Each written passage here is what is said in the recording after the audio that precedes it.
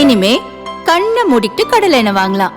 ஏன்னா மந்த்ரா கடலை எண்ணெய் இதயத்தின் தயாரிப்பு. தேமுதிக தலைமை அலுவலகத்தில் மறைந்த தலைவர் விஜயகாந்த் நினைவேந்தல் படத்திறப்பு நிகழ்ச்சி நடந்தது. மனைவியும் கட்சியின் பொதுச் செயலாளருமான பிரேமலதா நிர்வாகிகள் மத்தியில் பேசினார். அந்த நிமிஷம் வரைக்கும் நம்ம தலைவரை எப்படி புதைக்க போறோம் எதுவுமே தெரியாது, எதுவுமே தெரியாது. கேப்டனை எப்பயும் அடி நான் மருத்துவமனைக்கு செக்கப்புக்கு தான் கூட்டு போறோம். பத்திரிகையிலையும் யூடியூப்லயும் தவறாக செய்திகள் போடும்போது நான் கோவப்பட்டிருக்கேன். ஏன்னா நல்லா இருக்கிற ஒரு சிலர் தப்பா எழுதாதீங்க, நல்லா இருக்காரு தலைவர், நல்லா இருக்காருன்னு நான் எவ்வளவு வாட்டி உங்ககிட்ட நான் சொல்லியிருக்கேன். அப்பெல்லாம் நல்லா இருந்தார் தலைவர். செயற்குழு பொதுக்குழுக்கு பிறகு தேசிய முற்போக்கு திராவிட கழகத்தில் நடக்கின்ற முதல் கூட்டம் இந்த கூட்டமா இருக்கணுமா நினைச்சேன் நான் பார்க்கல. தேசிய முற்போக்கு திராவிட கழகத்தின் செயற்குழு பொதுக்குழுல நம்ம அத்தனை பேரும் சந்தோஷமாக தலைவரோடு சேர்ந்து அந்த விழாவில் பங்கேற்ற எல்லாருடைய உணவு அறிந்து அன்னைக்கு நாள் கேப்டன் அவள் அவ்வளோ சந்தோஷமா இருந்தார். வீட்டுக்கு வந்தார், அவ்வளோ ஹாப்பியா இருந்தார். தப்பு தப்பா போட்டப்போ நான் சொன்னேன், ட்ரெக்கியாட்டமே பண்ணல, செயற்கை சுவாசம் கொடுக்கல, எந்த விதமான இல்ல, இன்ஃபெக்ஷன் நல்லாயிட்டாரு, சீக்கிரம் வருவார், எங்கள் தொண்டர்கள் அத்தனை பேரையும் சந்திப்பாருன்னு நான் சொன்னேன். அதே மாதிரி செயற்குழு பொதுக்குழுக்கு தலைவர் வந்தாரு, சந்திச்சார். அதற்கு பிறகு 15 நாட்கள் அவ்வளவு சூப்பரா இருந்தார் தலைவர். செக்கப்புக்காக தான் நான் கூட்டு போறேன். அன்னைக்கு 25ஆம் தேதி செக்கப்புக்கு கூட்டு போனோம். அன்னைக்கு கிறிஸ்துமஸ், மியாட் மருத்துவமனை கிறிஸ்துவர்களுடையது, அதனால இன்னைக்கு எந்த டாக்டர்ஸும் இல்லை. 26ஆம் தேதி நீங்க கூட்டு வாங்கன்னு சொல்றாங்க. எனக்கு பொதுவாகவே 8ன்னா கொஞ்சம் பயம். எப்பயுமே எனக்கு ஒரு சென்டிமெண்ட், 8க்கு 26னா ஒரு சென்டிமெண்ட். நான் பயப்படுறேன். இல்லை நான் 25 தலைவரை கூப்பிட்டு வரேன், அப்படியெல்லாம் ஒன்றும் இல்லை, நீங்க கூப்பிட்டு வாங்க, இன்னைக்கு ஈவினிங் நீங்க தலைவரை கூப்பிட்டு போயிடலாம் அப்படின்னு டாக்டர் சேர்ந்து சொல்றாங்க.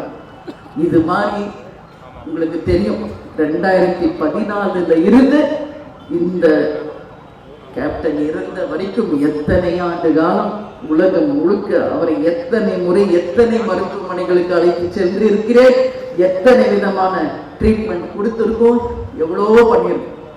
அன்னைக்கும் அதே நம்பிக்கையோட சொல்லிட்டு போறேன், ஈவினிங் கேப்டன் வந்துடுவாரு, சமையல் பண்ணி வைங்க, அவருக்குன்றது ஸ்பெஷல் ஃபுட்.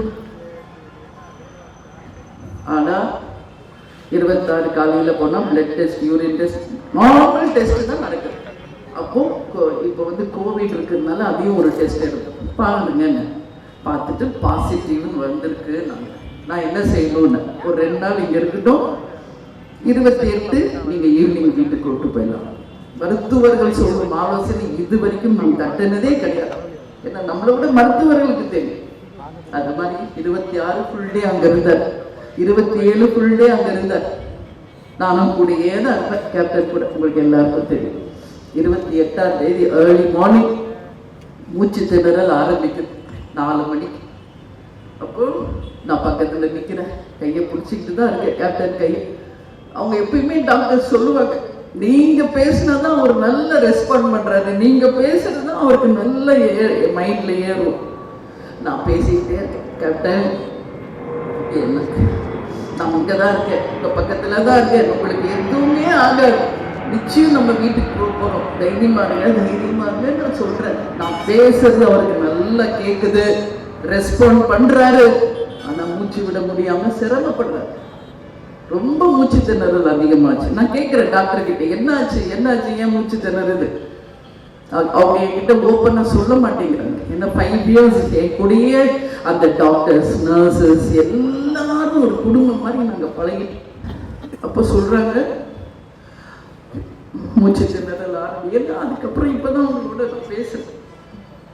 அப்ப டாக்டர் சொல்றாங்க, சொல்லிருங்கம்மா இந்த வாட்டி ரொம்ப சிரமம் அப்படிங்கிறார். நான் நம்பவே இல்லை, அப்படியெல்லாம் இல்லை, கேப்டன் ஒன்றும் ஆகாது, அவர் நல்லா ஆயிடுவாருன்னு தான் நான் கான்ஃபிடென்ட்டா பேசுறேன். அப்ப கூட அவர் நல்லா ஆயிடுவார். அப்ப எல்லா டாக்டர்ஸே கையை பிடிச்சிக்கிட்டு, இவ்வளவு வருஷம் நீங்க கூப்பிட்டு வந்தீங்க, நாங்க இப்ப எப்படியாவது இப்ப இந்த மாதிரி சொன்னதில்லை, சொல்லிடுங்க, யாருக்கு சொல்லணுமோ சொல்லுங்க. கேப்டனுக்கு கண்ணு வந்து வைடா ஓப்பன் ஆயிடுச்சு.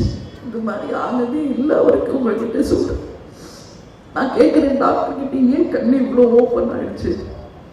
மூச்சு திணறல். கரெக்டாக 2 hours, 4 o'clock ஆரம்பிச்சது, 6:10 முடிச்சு போச்சு. அப்போ ஒரு ஸ்டிக்கர் மாதிரி கண்ணில் ஒட்டினாங்க அவங்க. நான் அப்போ கூட சொல்கிறேன், ஏன் ஒட்டுறீங்க? எனக்கு தெரியல அவர் இறந்து போயிருக்காருன்றது அவங்க என்கிட்ட சொல்ல மாட்டேங்கிறாங்க. இல்லை கண்ணு ஓப்பன் இருந்தால் ட்ரை ஆகிடும், அதனால ஒட்டிக்கும், அப்புறம் எடுத்துடலாம். எனக்கு சமாதானம் சொல்கிறேன், எனக்கு தெரியல அப்போ கூட இறந்துட்டாரு. ஏன்னா வென்டிலேஷனில் போட்டதுனால ப்ரீத்திங் இருக்குது. நான் மானிட்டர் பார்த்துக்கிட்டே இருப்பேன். 3/4 டாக்டர் ஆகிட்டேன் நான். 3/4 கேப்டன் கூட இந்த 10 வருஷம் ட்ரீட்மெண்ட் பார்த்து டாக்டர் ஆகிட்டேன்.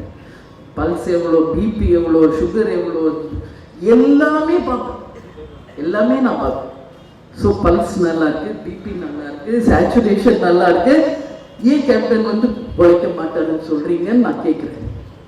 இல்லை இப்போ வென்டிலேஷன்ல இருக்குனாலும் அப்படி இருக்கு, எடுத்தா கிடையாதுன்றார். அப்போ அதுக்குள்ள சுதீஷ் வந்துட்டாங்க, எல்லாமே முடிஞ்சு போச்சு. இதுதான் அன்னைக்கு ஆக்சுவலி நடந்தது.